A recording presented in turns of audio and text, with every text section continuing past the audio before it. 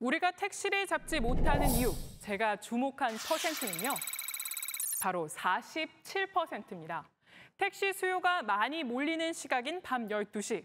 카카오 모빌리티에 따르면 이때 배차 가능한 서울 택시 중 절반가량인 47%는 서울이 아닌 경기도에 있었습니다.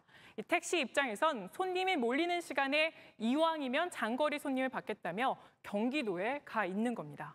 시간대별로 보면 좀 더 명확하게 보입니다. 배차 가능한 서울 택시가 서울에 있는 비율은요. 저녁 8시부터 줄어들어서요. 자정엔 가장 적어 절반가량만 되는 겁니다. 장거리를 뛰면 돈을 갖다 많이 벌기 때문에 그리고 종로구에서 저 988로 가면 13,000원밖에 안 돼요. 그러면 내려올 때 10대 중에 9대가 빈차로 내려가요. 근데 종로에서 수원 영통으로 가면 5만 원이 나와요. 게다가 운전기사 고령화로 운행 택시 자체도 줄어들었습니다. 택시기사 평균 연령을 해외와 비교해봤더니요. 미국, 영국과는 40대로 이 차이가 컸고요. 옆 나라 일본보다도 더 높아서요. 우리나라의 택시기사 평균 나이는 62.3세, 서울만 보면 63.5세로 더 높습니다. 아무래도 나이가 있으니까 밤눈이 안 좋으니까 일찍 들어가는 편이 많죠. 어떤 게 가장 어려우세요, 밤에? 제일 어려운 상황이 화장실이죠. 해결할 방법이 잘 없어요. 택시기사 고령화는 노동시간 대비 적은 수익 때문입니다. 지금 10시간 가지고는 맞지 않습니다. 그 이상을 해야 어느 정도 생활하는데 맞지. 저 같은 경우는 14시간, 15시간씩 합니다. 한 200에서 250 정도? 네, 코로나 유행도 한몫했습니다. 택시 수요가 줄면서 택시기사 이탈은 더 가속화됐는데 코로나19 전과 비교하면 약 2년 반 만에 3만 명 가까이 떠났습니다.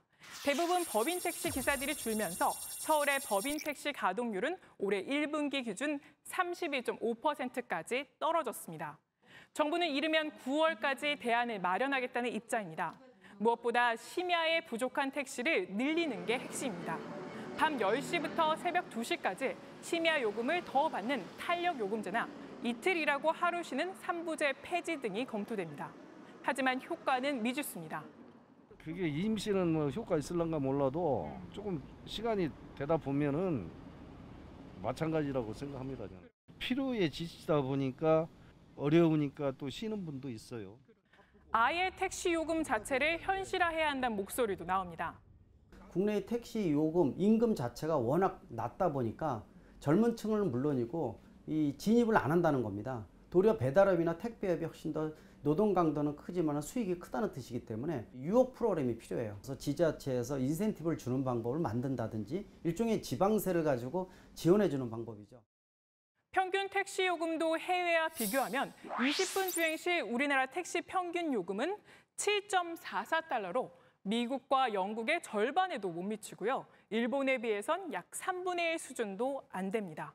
상황이 이렇다 보니 기사들의 직업 만족도는 바닥 수준입니다.